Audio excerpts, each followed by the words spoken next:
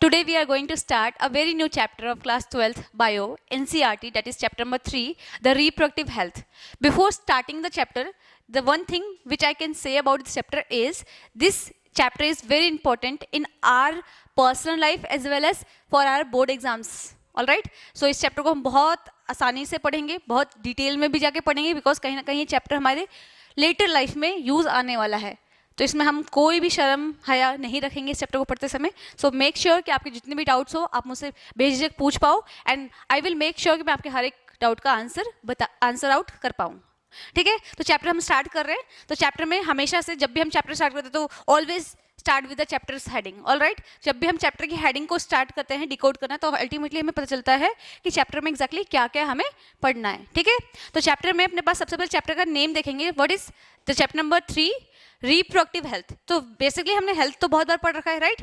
Health के बारे में हमने बहुत सारी चीज़ें पढ़ी कि हेल्थ क्या होता है, क्या हेल्थ को कैसे मेंटेन किया जा सकता है, अच्छी हेल्थ को मेंटेन करने के लिए क्या क्या करना चाहिए, राइट. लेकिन इस पर्टिकुलर चैप्टर में हम हेल्थ के एक डायमेंशन को लेकर बात करेंगे, डेट इज रिप्रोडक्शन. ठीक है, रिप्रोडक्शन के लिए एक पर्सन के अंदर हेल्थ कैसी होनी चाहिए उसको लेके इस चैप्टर में हम डील करने वाले हैं. ठीक है, so this chapter surrounds the reproductive aspect of an individual. तो चैप्टर में देख लीजिए, सबसे पहले कि अपने पास टोटल 7 हेडिंग्स जाएंगी, जिसमें अपने पास सबसे पहले हम पढ़ेंगे रिप्रोडक्टिव हेल्थ क्या होती है, जिसमें हम थोड़ा बहुत इंट्रोडक्शन लेंगे कि रिप्रोडक्टिव हेल्थ क्या है. ठीक है, रिप्रोडक्टिव हेल्थ को कैसे मेंटेन किया जा सकता है, वो हमारे लिए क्यों इंपॉर्टेंट है. ऑल राइट, देन हम पॉपुलेशन एक्सप्लोजन पढ़ेंगे. कहीं ना कहीं रिप्रोडक्शन हम कभी भी पढ़ते हैं तो उसका एनालॉगस हमारा पॉपुलेशन जाता ही जाता है. तो जब भी हम रिप्रोडक्शन को स्टडी करेंगे तो हम कहीं ना कहीं पॉपुलेशन को भी स्टडी करेंगे, because reproduction ultimately leads to population, right. Then we have STDs, VDs and RTI. Basically it is sexually transmitted disease. All right, हमने बहुत बार पढ़ रखा है इसके बारे में. तो it is nothing, it is just sexually transmitted disease, जिसका शॉर्ट फॉर्म है एसटीडीज, सेक्सुअली ट्रांसमिटेड डिजीज, जिसको हम वेनरल डिजीज या फिर रिप्रोडक्टिव ट्रैक इन्फेक्शन के नाम से भी जानते हैं, जो हम लेटर ऑन स्टडी करेंगे डिटेल में. ठीक है, then we have the soul of the chapter, the most important topic of this chapter is birth control option, that is contraception. इस चैप्टर को इंट्रोड्यूस करने का मेन कॉन्सेप्ट ही हमारी एनसीईआरटी का ये था कि बच्चों को बर्थ कंट्रोल ऑप्शंस के बारे में पता चले, सो डैट रिप्रोडक्शन से रिलेटेड जितने भी इश्यूज होते हैं या फिर जो अनवांटेड प्रेगनेंसीज होती हैं उनको हम कैसे अवॉइड कर सकते हैं उसके बारे में इसमें नॉलेज दी जाती है बच्चों को. तो कहीं ना कहीं इसकी नॉलेज हमारी इंडिया में बहुत कम थी, जिसकी वजह से आज हमारी पॉपुलेशन इतनी ज़्यादा एक्सप्लोर हो रखी है. नाउ डे बाय डे कहीं ना कहीं पॉपुलेशन कंट्रोल में आ रही है, just because spreading the awareness about the birth control option, and कहीं ना कहीं सीबीएसई बोर्ड के अकॉर्डिंग भी, एंड इवन नीट की भी बात करें तो नीट में भी इस पर्टिकुलर टॉपिक से भतेरे क्वेश्चन बनते हैं. तो इस टॉपिक को बहुत ध्यान से पढ़ना है हमें. ठीक है, इसको हम सोल इसलिए बोल रहे हैं बिकॉज ये 3 चैप्टर कहीं ना कहीं नॉर्मल है, इंट्रोडक्शन व्यू से हम पढ़ेंगे इसे, लेकिन ये आपका मेन टॉपिक है जो इस चैप्टर का पूरा सोल फॉर्म करता है. ठीक है, then we have MTP, medical termination of pregnancy, and after that we will study about infertilities and how we can help those infertile couples through ARTs. ठीक है, ये वो वाला आर्ट्स नहीं है, आर्ट्स कॉमर्स एंड साइंस वाला arts नहीं, this is completely different part. So जब हम पढ़ेंगे तब हमें पता चल जाएगा. चलिए, तो हम स्टार्ट करते हैं.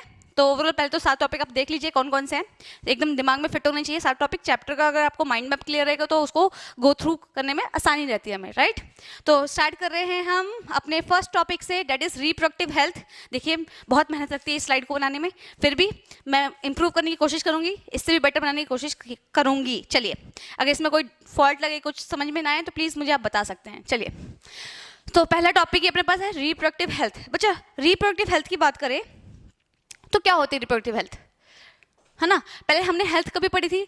जब भी हम बात करते हैं तो हेल्थ क्या होती है, जब भी हम हेल्थ की बात करते हैं तो हेल्थ के बारे में हमने एक डेफिनेशन रेडी पढ़ रखी है. ठीक है, तो हेल्थ क्या है, total wellbeing. What is health? Health is a total wellbeing, total well being in all aspects of life, जैसे कि आपके फिजिकल लेवल पे, इमोशनल लेवल पे, मेंटल लेवल पे, इंटेलेक्चुअल लेवल भी आप लेते हो, साइकोलॉजिकल लेवल भी लेते हो आप इसमें अपना, ठीक है, सोशल लेवल भी लेते हो, बिहेवियर लेवल भी लेते हो। तो एक पर्सन जब इन सारे एस्पेक्ट में ठीक ठाक रहता है, वेलबींग रहेगा, तभी उसको हम हेल्दी पर्सन कंसिडर करते हैं। तो यहाँ पे भी हम सेम डेफिनेशन को रिप्रोडक्शन के एस्पेक्ट में देखेंगे, ठीक है। तो रिप्रोडक्शन एस्पेक्ट में उससे पहले एक टॉपिक बोला गया है, एक लाइन बोली गई है आपके एनसीईआरटी में।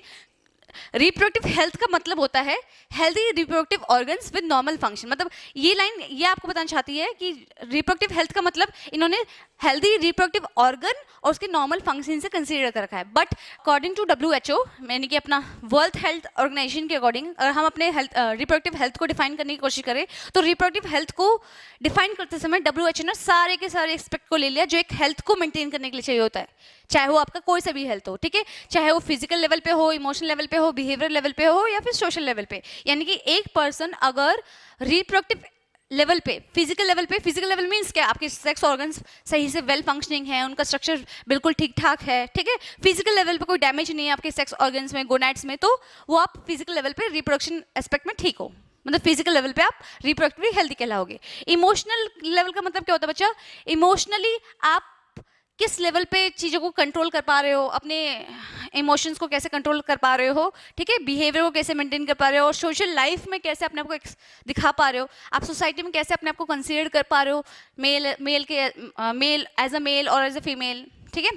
तो इसको हम रिप्रोडक्टिव हेल्थ मानते हैं। रिप्रोडक्टिव हेल्थ के 4 मेजर पिलर्स हैं अपने पास, फिजिकल, इमोशनल, बिहेवियर और social. All right, then now we have why reproductive health is important. अब reproductive health क्या होती है तो हमें समझ में आ गया। reproductive health basically क्या है, एक पर्सन जब reproductively फिजिकल लेवल पे, बिहेवियर लेवल पे, इमोशनल लेवल पे, सोशल लेवल पे वेलबींग होगा तो हम उसे रिप्रोडक्टिवली हेल्दी मानेंगे, राइट।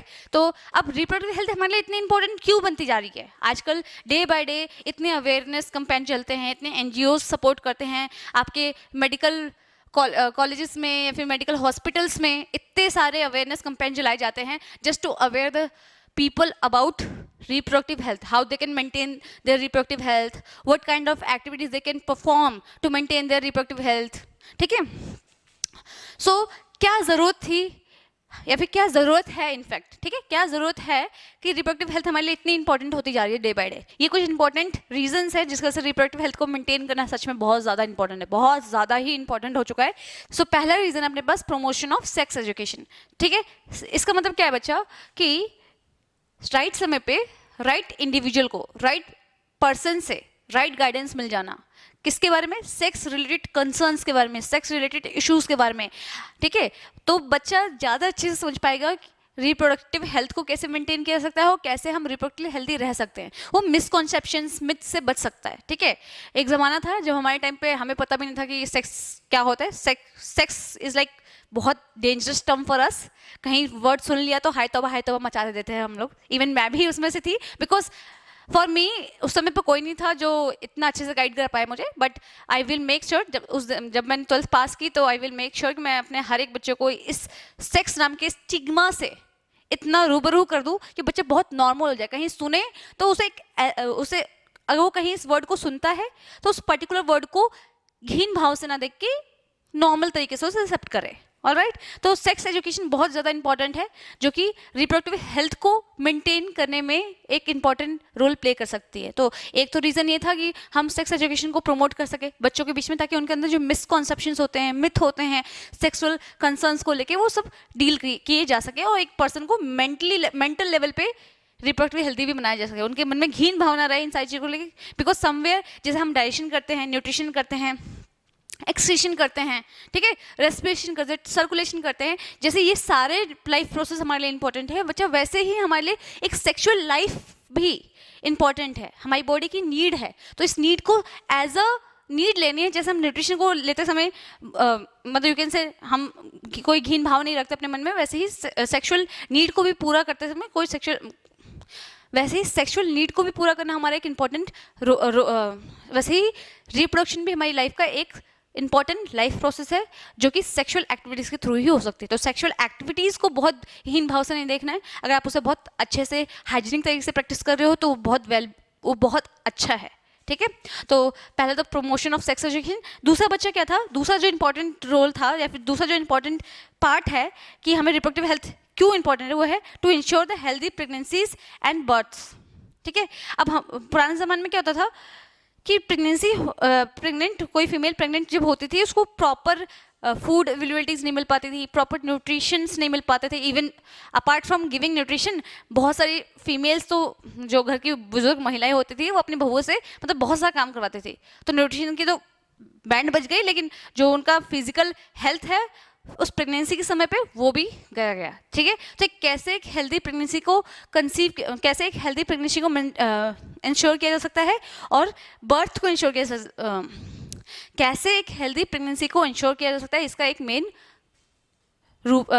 कारण है रिप्रोडक्टिव हेल्थ। इसलिए हमारे लिए इंपॉर्टेंट है ताकि अवेयरनेस फैलती रहे और लोगों को पता चले कि जब एक प्रेग्नेंट फीमेल होती है उसकी कैसे केयर आउट करनी है, उसको किस टाइप के न्यूट्रिशन देने हैं, उसको किस टाइप का सपोर्ट देना है। Not even nutrition support, emotional support as well as, because जब एक फीमेल प्रेग्नेंट होती है उस 9 मंथ में उसके इमोशनल स्ट्रेस, इमोशनल इम्बैलेंसेस बहुत होते हैं। तो उस समय पे कैसे family being as a family उस फीमेल को सपोर्ट दे सकती है वो बताना ज़रूरी है आजकल की फैमिलीज़ को, इवन पार्टनर्स को। ठीक है।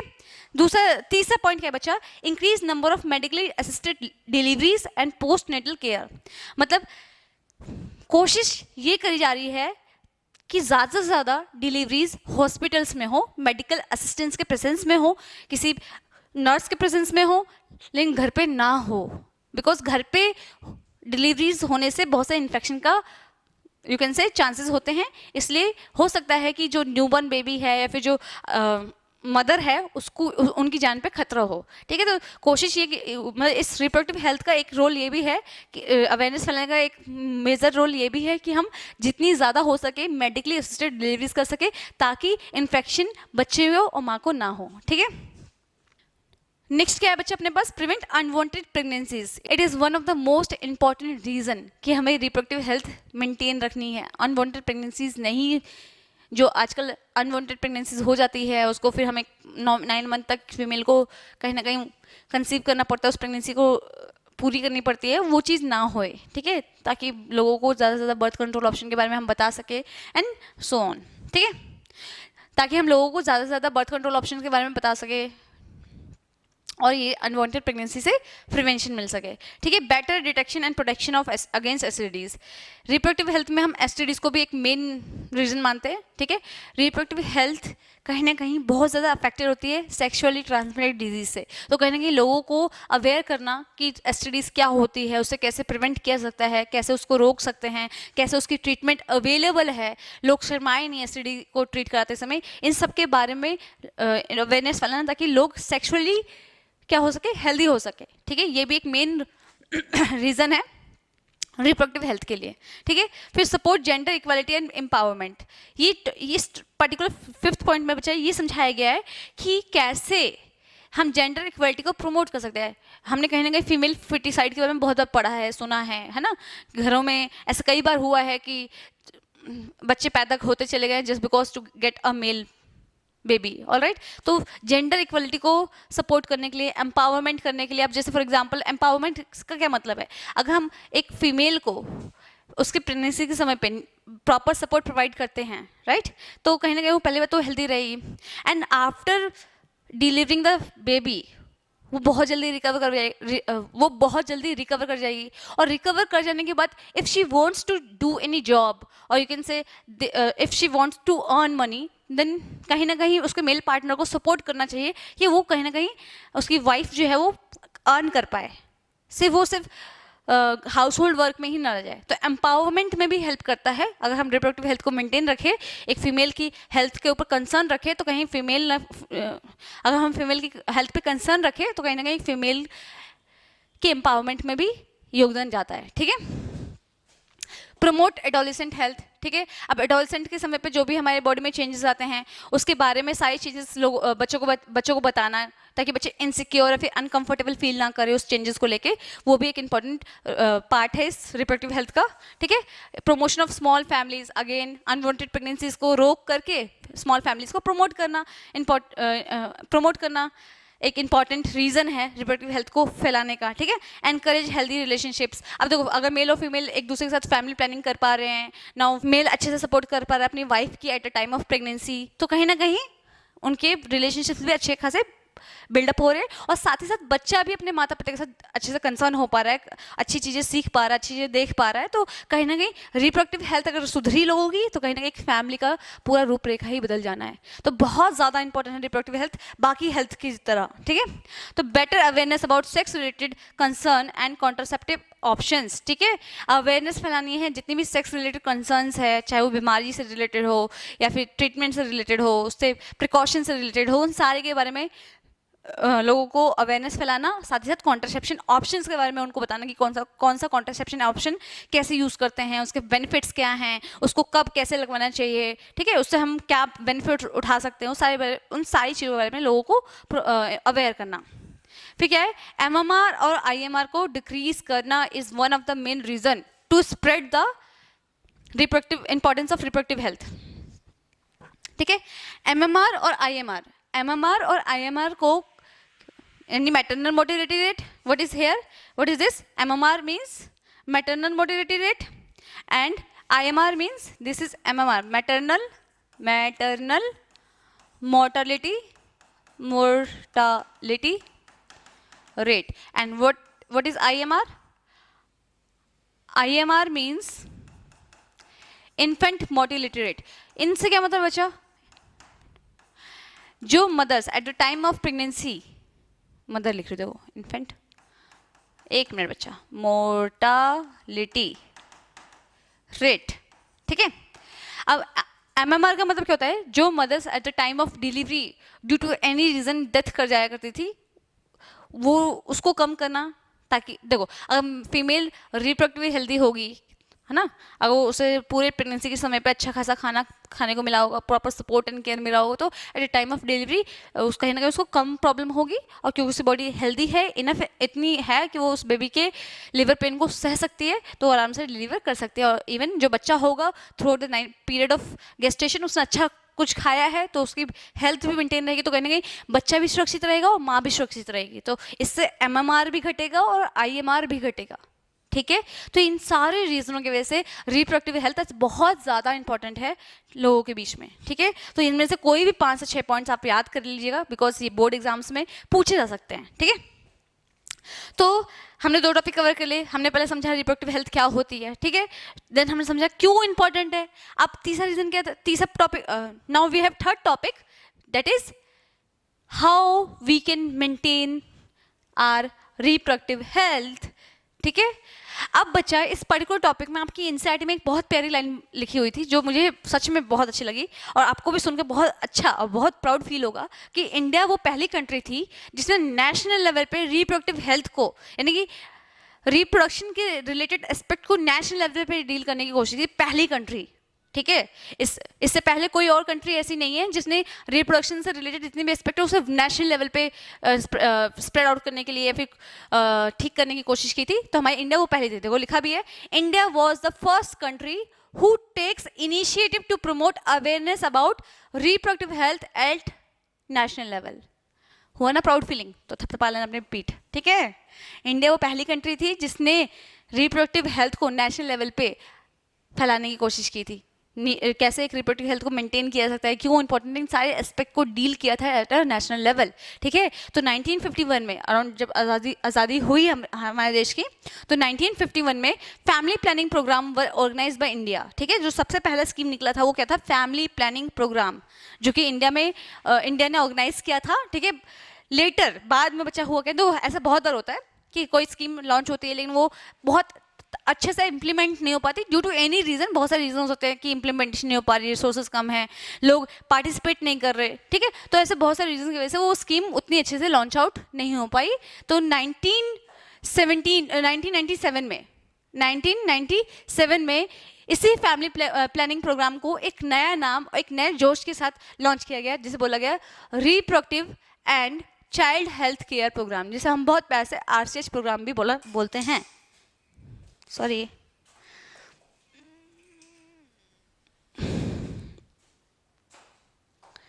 पेन गिर गया था मेरा, ठीक है।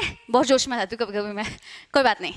तो 2 पॉइंट क्लियर हुए। तो इंडिया हमारी पहली कंट्री थी जिसने नेशनल लेवल पे क्या किया था, रिप्रोडक्शन से रिलेटेड एस्पेक्ट को डील करने की कोशिश की थी। इसलिए उसने 1951 में, किसमें, 1951 में फैमिली प्लानिंग प्रोग्राम नाम का एक सिस्टम ऑर्गेनाइज किया। लेकिन उसमें बहुत सारे यू कैन से लूप होल्स रह गए, जिसकी वजह से वो इम्प्लीमेंट तरीके से नहीं हो पाया। तो 1997 में इस पर्टिकुलर फैमिली प्लानिंग प्रोग्राम को नए नाम से लॉन्च किया गया, जिसको बोला गया reproductive and child health care program. ठीक है, नए रूल्स, नए रेगुलेशंस, नए स्कीम्स लगाए गए और बहुत ज़्यादा कोशिशों के साथ हमने इस प्रोग्राम को लॉन्च किया 1997 में। ठीक है, अब बच्चा इस 1997 में जो प्रोग्राम हमने लॉन्च किया, जिसे बहुत प्यार से हम क्या बोल रहे हैं, रिप्रोडक्टिव एंड चाइल्ड हेल्थ के प्रोग्राम, राइट, जिसे हम RCH प्रोग्राम बोल रहे हैं। उसके मेजर एम क्या था, देखो, to attain total reproductive health as a social goal. Social goal के तौर पे हमें लेना है, ठीक है, सिर्फ पर्सनल लेवल पे नहीं, इंडिविजुअल लेवल पे नहीं, सोसाइटी लेवल पे नहीं, हमें पूरे सोशल लेवल पे लेना है। सोशल गोल के तौर पे लेना है कि एक सोसाइटी, हमारा नेशन जो है, हमारा नेशन, हमारी सोसाइटी रिप्रोडक्टिवली हेल्दी हो पाए। ठीक है, उसका हर एक इंडिविजुअल रिप्रोडक्टिवली हेल्दी कहला पाए। ठीक है, तो बच्चे इसके लिए हमें क्या क्या करना पड़ा। ठीक है, सो ये कुछ मेजर इनिशिएटिव्स है जो कि RCH प्रोग्राम ने लिया ताकि इस सोशल गोल को हम पूरा कर पाए। ठीक है, सोसाइटी को रिप्रोडक्टिव हेल्दी बनाने के लिए बहुत सारे तरीके उसने अपनाए, जिसमें से कुछ तरीके मैंने यहाँ पे लिखे हैं, एंड में से कुछ तरीके आपको याद भी करने हैं, बिकॉज ये क्वेश्चन पेपर में आया हुआ है, CBSE बोर्ड में प्रॉपर आया हुआ क्वेश्चन है। तो एटलीस्ट 5 से 6 पॉइंट आप इसमें कवर अप कर लेना। ठीक है, तो सबसे पहले उन्होंने क्या किया था बच्चा, मैसिव इम्यूनाइजेशन। क्या क्या, मैसिव चाइल्ड इम्यूनाइजेशन। कहने का मतलब क्या है, वो टीके वीके आपको भी लगे होंगे, मेरे को भी लगे हैं। ठीक है, टीके लगने का सिस्टम स्टार्ट किया, ठीक है, फ्री में। और यहाँ तक तो घर घर जाके वैक्सीन्स लगने लग गए। आपको पता है, आपके घरों के बाहर कभी कभी आती होंगी वो डब्बा लेके पोलियो की ड्रॉप लेने के लिए, ड्रॉप देने के लिए आपसे पूछते होंगे घर में कोई बच्चा है। ठीक है, तो वो एक इसी का पार्ट है। ठीक है, इसी RCH प्रोग्राम का एक पार्ट है जो आज भी रन आउट हो रहा है बहुत ही रिमोट एरियाज में, विलेज में, जहाँ पे females are not allowed to go outside. ठीक है, या फिर जहाँ पे फीमेल्स को अवेयरनेस नहीं है अपने बच्चों के हेल्थ के बारे में, कैसे हमें कौन सा टीका लगवाना चाहिए, कौन सा टीका नहीं लगवाना चाहिए, वहाँ पे गवर्नमेंटल यू कैन से वहाँ पे गवर्नमेंटल सर्विसेज घर घर तक जाके अवेयरनेस फैलाने की कोशिश कर रही हैं, पेरेंट्स को अवेयर कर रहे हैं कि अपने बच्चों को इस साल पे टीका लगवाना है। और जो पेरेंट्स नहीं जा पाते वो घरों तक आ जाती हैं, तो कहीं ना कहीं मतलब घरों तक सर्विस प्रोवाइड की जा रही है। तो बहुत ही बड़े लेवल पे, मास लेवल पे चाइल्ड इम्यूनाइजेशन किया जा रहा है। ठीक है, आप भी होने का एग्जाम्पल हो, आपको भी बहुत सारे टीके लगे हैं, तो मतलब वो आप भी RCH प्रोग्राम के एक पार्ट रह चुके हो। ठीक है, now supply of nutritional food to pregnant female. ठीक है, ये एक नया स्कीम है। सच बताऊँ, ये पर्सनली मैंने भी एक्सपीरियंस किया है। ठीक है, जब मैं यू कैन से मैं अपने फार्मेसी में मैं जब ट्रेनिंग पे थी, तो उस समय पे मैंने देखा था कि हर सैटरडे या फिर किसी एक वीकडेज में पर्टिकुलर सोसाइटी की प्रेग्नेंट फीमेल्स को बुलाया जाता था, उनको कुछ पैसे दिए जाते थे, कुछ फूड्स, कुछ रिवॉर्ड दिए जाते थे, इस बात पे कि उन्होंने पूरे हफ्ते अपनी बॉडी को बहुत अच्छे से मेंटेन किया। उनको एक चार्ट दिया जाता था जिसमें उनको टिक आउट करना होता था कि उन्होंने मंडे को क्या खाया, ट्यूसडे को खाया, उन्होंने मील पूरा किया या नहीं किया, एक्सरसाइज पूरी की या नहीं की। तो मतलब मेरे को तो बहुत बेनिफिशियल लगा। मतलब it is one of the you can say mind blowing thing which I had seen in the dispensary. Means सच में गवर्नमेंट बहुत सारी स्कीम्स लॉन्च कर रही है, गवर्नमेंट कितना सपोर्ट कर रही है, बस फर्क है कि लोग जाए, समझे, जाने। ठीक है, एंड वहाँ पे बहुत सारी फीमेल्स आती थी, बहुत हंसते खेलते आती थी, पूरा मेंटेनेंस के साथ आती थी, अपने हस्बैंड्स को लेके आती थी, पूरा उनका डाइट प्लान वो लोग कवर अप करके आया करती थी, उतना उनका वेट नापा जाता था, वेट प्रॉपर उनका जा रहा है नहीं जा रहा, एक्सरसाइज प्रॉपर कर रही है नहीं कर रही है ना, न्यूट्रिशन जो एक हफ्ते में उनको डाइट लेनी थी, वो डाइट में हेलो, हाँ जी सर जी, 1 मिनट बस आई। सर आपको आना है, ये गली नंबर 7A में आना है, पांडे खोड़ी। हाँ, नहीं, वो तो बहुत आगे चले जाओगे, वो बहुत आगे है, तो उससे पीछे ही है आप नहीं, पांडे कोठी के सामने वाली गली से आप यूँ मान लो 1 2 तीसरी गली है, तीसरी गली, आपके लेफ्ट हैंड साइड पे ना वो पिज़्ज़ा शॉप पड़ेगी एक, उसी वाली गली में आना है, उसी वाली गली में आना है। ठीक है,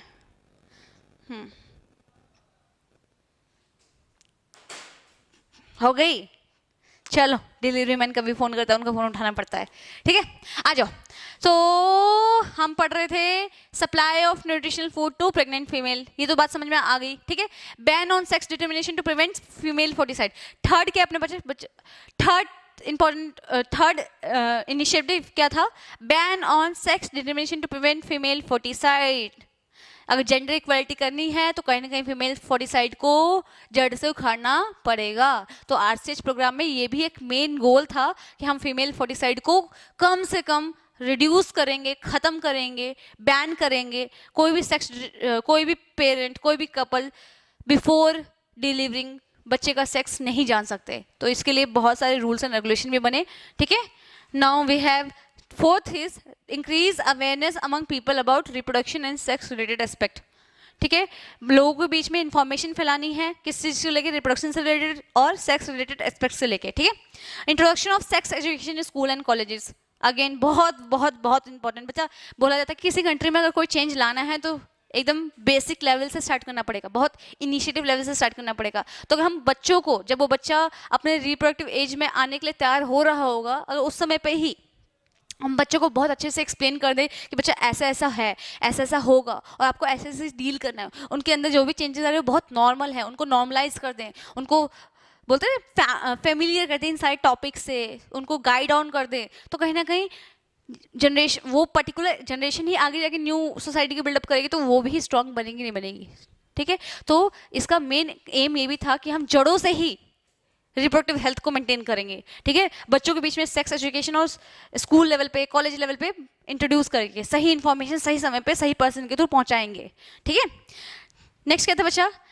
increase awareness about STDs and it's prevention and treatment. Again STDs बहुत टैबू टॉपिक था हमारे कहीं ना कहीं इंडिया में, ठीक है। अभी भी बहुत लोग एसटीडीज सुनते हैं तो हाय तौबा मचा देते हैं, बट बहुत नॉर्मल डिजीज़ है, ठीक है। अगर आप सही समय पे उसको क्योर ऑफ उस सही समय पे उसे फाइंड आउट कर लेते हो, उसे ट्रीटमेंट सही तरीके से ले लेते हो। लोगों को एसटीडी के बारे में हमें अवेयर करना है, उनको बताना है कि एसटीडी को जितनी जल्दी आप डिटेक्ट करवा के ट्रीटमेंट शुरू कर दो, वो उतनी ही ईजिली आपकी बॉडी से क्योर आउट या फिर ट्रीट हो सकती है। तो लोगों को इसके बारे में बताना है, ठीक है। To provide right information to adolescent and teenager to discourage them from believing in myth and misconception, ठीक है। ये तो बहुत इंपॉर्टेंट टॉपिक है, ये बहुत इंपॉर्टेंट इनिशिएटिव था, ठीक है। बच्चों के बीच में जितने भी मिसकॉन्सेप्शन और मिथ होते हैं सेक्स रिलेटेड इश्यूज को लेके, उन सारे सेक्स रिलेटेड इश्यूज को डील आउट करना भी इसका मेन इनिशिएटिव था, ठीक है। सातवां क्या है अपने पास? प्रमोशन ऑफ स्मॉल फैमिलीज को प्रमोट करना है। आठवां क्या है? इंक्रीज जेंडर इक्वलिटी को इंक्रीज करना, जो इंपॉर्टेंट हमने अभी पढ़ा था ना, वाई इट इज इंपॉर्टेंट, उसी के लगभग वही पॉइंट था। तो उन सारी इंपॉर्टेंट, अब वो चीज मतलब रिप्रोडक्टिव हेल्थ, अभी हमने एक टॉपिक पढ़ा था, इस previous topic why it is important, why reproductive health is important, उसमें जितने भी सिनेरियोज थे, जितने भी चीजें थी, उनको डील आउट करना इसका मेन एम हो गया, ठीक है। तो जेंडर इक्वालिटी को प्रमोट करना है, ठीक है। पेरेंट्स और मैरिड कपल्स को किसके बारे में एजुकेट करना है? बर्थ कंट्रोल ऑप्शन के बारे में बताना है। Care of mother and child, कैसे मदर और चाइल्ड की केयर की जा सके। और लास्ट, क्या इंपॉर्टेंस है ब्रेस्ट फीडिंग की एक बच्चे की लाइफ पे एज वेल एज मदर की बॉडी पे, ठीक है। तो ये सारे एम्स थे, ये सारे इनिशिएटिव्स थे जो कि आरसीएस प्रोग्राम में किए गए, ठीक है। एक छोटी सी लाइन में इस पूरी को समराइज करूंगी। तो इसका मेन टास्क क्या था आरसीएच प्रोग्राम का? वो था creating awareness among people about reproduction related aspect. लोगों को अवेयर करना है, जागरूक करना है रिप्रोडक्शन रिलेटेड एस्पेक्ट को लेके, ठीक है। फिर providing facilities and support for building up a reproductive healthy society. और कहीं ना कहीं फैसिलिटी, अब सिंपल सी बात है, अगर रिप्रोडक्टिव हेल्दी सोसाइटी बनानी है तो गवर्नमेंट को फैसिलिटीज प्रोवाइड करनी पड़ेगी। अगर हॉस्पिटल ही नहीं होंगे तो लोग जाएंगे कहाँ अपनी बीमारियों को लेकर, ठीक है। तो फैसिलिटीज प्रोवाइड करना, सपोर्ट करना, ताकि एक रिप्रोडक्टिव हेल्दी सोसाइटी बन सके। ये सारे ये अपने सारे इनिशिएटिव थे जो कि आरसीएस प्रोग्राम में लिए गए थे। तो इसमें से एक क्वेश्चन बच्चा हमेशा बनता है 4 से 3 नंबर का, तो प्लीज प्रिपेयर, ठीक है। कोई भी 5 से 6 पॉइंट आप रिवाइज कर लेना। ऑल्दो ये बहुत ही इजी टॉपिक है, कहीं ना कहीं आप अपने आसपास इन सारे पॉइंट्स को कहीं ना कहीं डिस्कवर करते हो, कहीं ना कहीं सुनते हो, तो उन पॉइंट्स को बस मेमोराइज करके रखना कि आरसीएस प्रोग्राम ने क्या क्या किया था और क्या क्या कर रहा है इवन, ठीक है। तो next we have amniocentesis, one of the most important topic, ठीक है। ये मैंने अलग से इसलिए बनाया है बिकॉज ये अलग से ही बहुत इंपॉर्टेंट टॉपिक है। हालांकि ये भी एक पार्ट था इम्यूनोसिंथेसिस का, सॉरी ये भी एक पार्ट था आरसीएच प्रोग्राम के मेन इनिशिएटिव में, ठीक है। इम्यूनोसिंथेसिस, सबसे पहले इम्यूनोसिंथेसिस होता क्या है ये पता चलेगा, तभी हम पता चलेंगे कि इम्यूनोसिंथेसिस के ऊपर आरसीएच प्रोग्राम ने बैन क्यों लगाया था, ठीक है। तो इम्यूनोसिंथेसिस क्या है बच्चा कि इम्यूनोसिंथेसिस एक प्रीनेटल डायग्नोस्टिक टेस्ट है। डायग्नोस्टिक समझते हो? इम्यूनोसिंथेसिस क्या है बच्चा?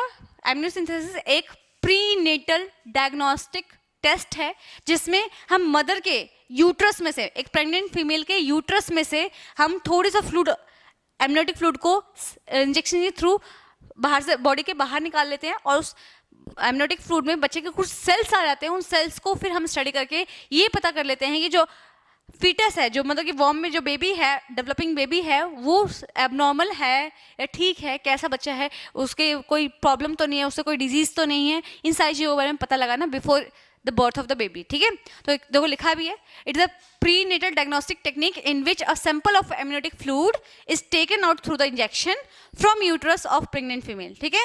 और to detect the early development of fetus, fetus की early development यानी बच्चा जो है वो कैसे डेवलप कर रहा है, सही तरीके से डेवलप कर भी रहा है कि नहीं कर रहा, उन सारी चीज़ों को डिटेक्ट करने के लिए हम एम्यूनोसिंथेसिस करते हैं, ठीक है। तो इसका यूज़ क्या है बच्चा? इसका यूज़ एम्यूनोसिंथेसिस को डिस्कवर या फिर एम्यूनोसिंथेसिस का मेन एम क्या था, ठीक है। तो इसका मेन यूज था क्रोमोसोमल एबनॉर्मलिटीज और development disorder of growing foetus, मतलब बच्चे के अंदर एबनॉर्मलिटीज को पता करना, ठीक है। कोई भी ग्रोइंग डिसऑर्डर तो नहीं है उसके अंदर, कोई प्रॉब्लम तो नहीं है बच्चे के अंदर, ठीक है। डेवलपिंग फीटस बीमार तो नहीं है, फिर पैदा होने के बाद कोई क्रिटिकल बीमारी तो नहीं हो जाएगा, कोई कॉन्जेनेंटल बीमारी तो नहीं है इस बच्चे के अंदर। तो सारी क्रोमोसोमल एबनॉर्मलिटीज को, डेवलपमेंटल डिसऑर्डर्स को पता करना इसका मेन यूज है, ठीक है। लेकिन लोगों ने क्या करना शुरू कर दिया, ठीक है, लोगों ने इसका मिसयूज करना शुरू कर दिया। और मिसयूज किस चीज के लिए करने लगे? ये सब तो चाहे भाड़ में, वो सेकेंडरी, ठीक है। बच्चा सही है नहीं है, नॉर्मल है कैसा है, ये सब सेकेंडरी हो गया उनके लिए, ठीक है। वो पहले जानना चाहता था कि बच्चा लड़का है या लड़की, यानी कि they use amniocentesis to find out whether the fetus is baby or whether the fetus is baby boy or a baby girl, means इन्होंने मतलब काफ़ी लोगों ने एम्यूनोसिंथेसिस को सेक्स डिटर्मिनेशन के लिए यूज़ करना शुरू कर दिया, जो कि फीमेल फर्टिसाइड का मेन कारण बना। ऑलराइट, तो ये इसका मिसयूज करने लग गए थे। तो हेयर आप इस पिक्चर को अगर ध्यान से देखो तो इस पिक्चर में आप देख पा रहे हो कि एम्यूनोसिंथेसिस का प्रोसेस कैसे हो रहा है, ठीक है।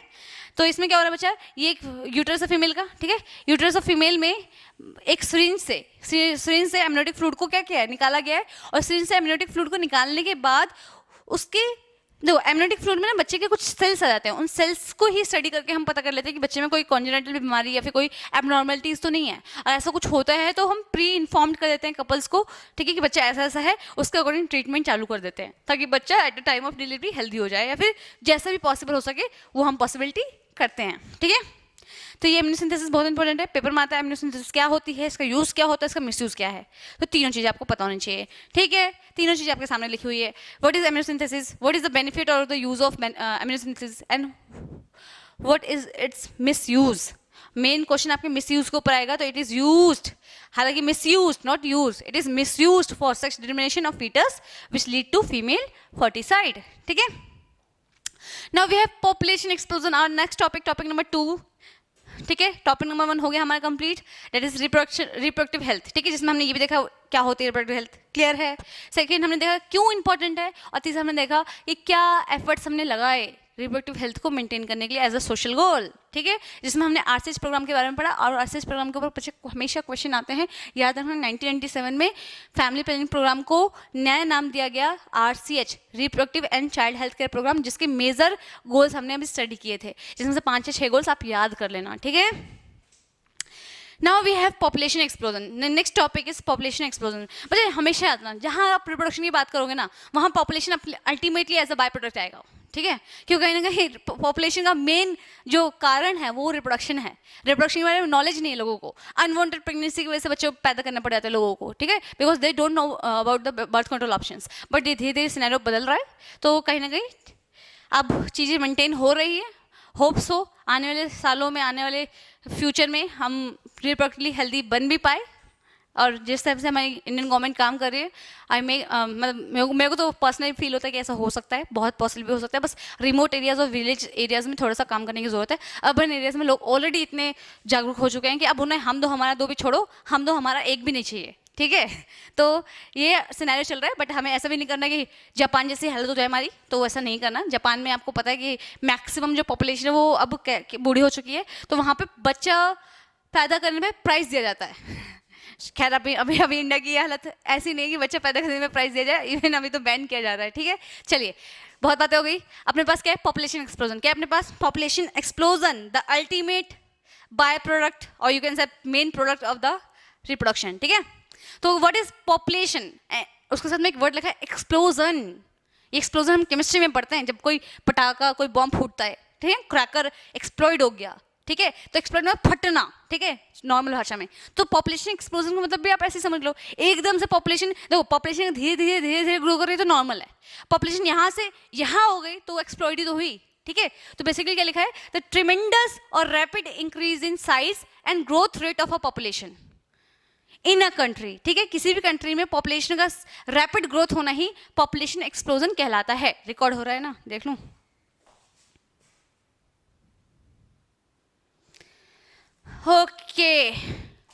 Okay, the next topic is reason of population explosion. क्या क्या रीजन है पॉपुलेशन एक्सप्लोजन होने के, ठीक है बच्चे। ये सारी चीजें मैंने एनसीईआरटी के पॉइंट ऑफ व्यू से ही लिखा है, ठीक है, लेकिन बहुत सारी बुक्स में आपको और भी सारे पॉइंट्स मिल जाएंगे, बट हम यहाँ पे अभी एनसीईआरटी को कवर अप करने की कोशिश कर रहे हैं, and it is enough for NEET as well as your board exams, ठीक है। तो बहुत ज्यादा नहीं पढ़ना होता बच्चा, हमेशा कोशिश किया करो जितना पढ़ो उतना आपको याद रहे। ये नहीं कि मैंने ये भी पढ़ लिया, वो भी पढ़ लिया, वो भी पढ़ लिया, वो भी पढ़ लिया, वो भी पढ़ लिया, और याद मुझे ये भी नहीं, ये भी नहीं, ये भी नहीं, ये भी नहीं, ठीक है। तो वो सब नहीं करना है। मैं जितना पढ़ूंगी मैं उतना याद करूंगी या याद करूंगा, ये एम लेके पढ़ना होता है, ठीक है। तो चलिए रीजन ऑफ एक्सप्लोजन की बात करते हैं बच्चा। रीजन ऑफ एक्सप्लोजन का क्या कारण है अकॉर्डिंग टू एनसीईआरटी? तो पहला है, देखो, decrease in death rate.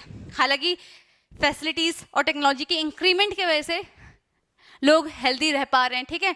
Diabetes जैसी बीमारियां, जो क्रॉनिक डिसऑर्डर्स होते हैं, उनको डील कर पा रहे हैं, और उसके इवन तो उसके बाद भी जिंदा रह पा रहे हैं, ठीक है। तो डेथ रेट तो कम हो गया। अब डेथ रेट कम होगा तो वहां पे पॉपुलेशन एक्सप्लोड होगी। तो डेथ रेट कम होना हमारे लिए बून भी है और बैन भी है, ठीक है। बून और बैन, पता नहीं बून का अपोजिट क्या होता है, डोंट नो, बट कहीं ना कहीं ये यू कैन से आशीर्वाद भी है और अभिशाप भी है, श्राप भी है, नॉट अभिशाप, श्राप, ठीक है। तो डेथ रेट डिक्रीज हो रहा है, ये एक कारण है पॉपुलेशन एक्सप्लॉइट होने का, ठीक है। दूसरा है एमएमआर में इंक्रीमेंट होना, सॉरी डिक्रीमेंट होना। ओहो, मेरा पेन कभी कभी चलता नहीं है, चल रहा है कि नहीं चला? कर दिया मैं तोता इसने, पता नहीं, छोड़ो। अब 2 मिनट रुको बच्चा, 2 मिनट रुको, पेशेंस पेशेंस प्लीज। अब चाह रहा है कि मैं रिकॉर्ड ना करूं, पक्का कोई मक्खी बैठी होगी इस पे। कभी कभी मेरे दिल में ख्याल आता है इस बोर्ड को मैं क्या करूं। चलो कोई नहीं, आज टॉपिक्स तो दिखे रहे, पढ़ लो, ठीक है। Reason of population explosion 4 reason है बेसिकली एनसीईआरटी के according. Decrease in death rate, decrease in MMR, decrease in IMR और increase in number of people in reproductive age group.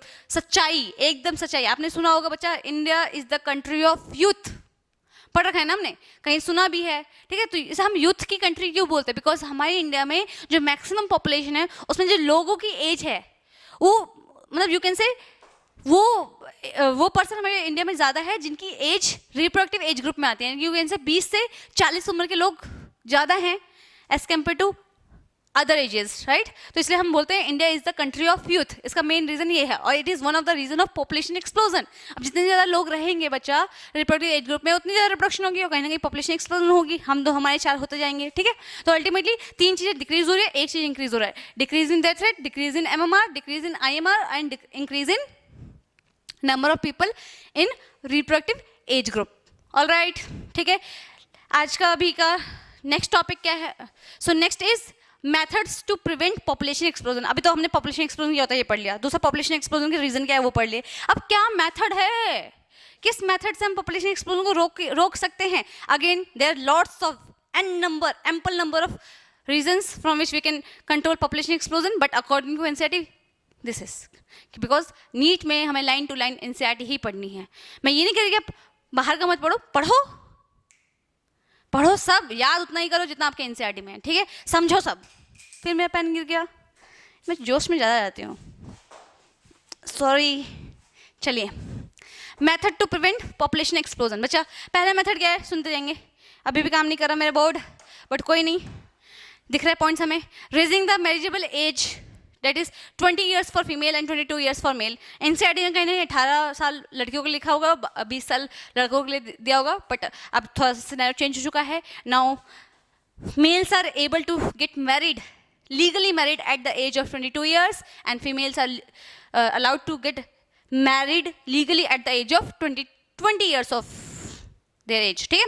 couples with small families should be promoted by giving incentives। देखा, government कुछ नहीं छोड़ती, government हर वो पहलू अपना सकती है जिससे पॉपुलेशन एक्सप्लोजन को रोका जा सके। अब वो क्या कर रही है, जो कपल स्मॉल फैमिली मेंटेन कर रहे हैं उनको इनिशिएटिव्स देते हैं। जैसे बच्चे बहुत बहुत बहुत प्यारा एग्जांपल देती हूँ, लाडली योजना, बहुत बार सुना होगा, लाडली योजना कहीं पढ़ा होगा, सुना होगा, और हो सकता है आप में से कुछ लोगों का बना भी हो, ठीक है। लाडली योजना वो उसी का एक मतलब इसी का एक टाइप है, मतलब एक इंसेंटिव है जो स्मॉल फैमिलीज को प्रमोट करने के लिए दिया जाता है। बिकॉज लाडली योजना हम उनको देते हैं जिनमें घर में 2 बेटियां होती हैं, और 2 बेटियों के बाद कहीं ना कहीं जो कपल होते हैं उनकी टेंडेंसी है, फिर फैमिली की टेंडेंसी होती है कि एक और बच्चा हो जाए, एक और बच्चा हो जाए, क्या पता मेल हो जाए।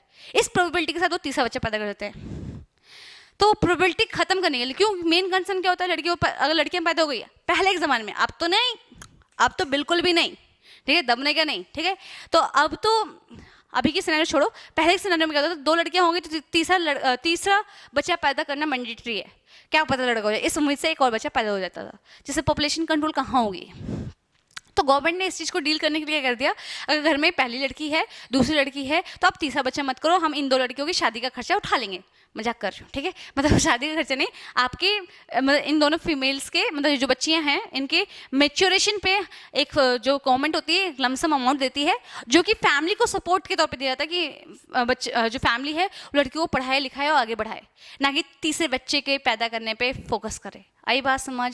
तो इंसेंटिव्स दिए जाते हैं गवर्नमेंट के थ्रू उन कपल्स को जो स्मॉल फैमिलीज को प्रमोट करते हैं, ठीक है। Increase awareness of birth control options, birth control options के बारे में मतलब अवेयरनेस फैलाना, जो कि बहुत बहुत इंपॉर्टेंट है पॉपुलेशन एक्सप्लोजन को रोकने के लिए, ठीक है। Promotion of family planning program, अब कोई भी कपल अगर मैरिड करता है तो एक फैमिली प्लानिंग प्रोग्राम को बहुत प्रमोट करना पड़ता है। एक कपल को इंश्योर होना चाहिए कि उनको कब बच्चा पैदा करना है, कब दूसरा बच्चा पैदा करना है, कब पैदा नहीं करना है, तो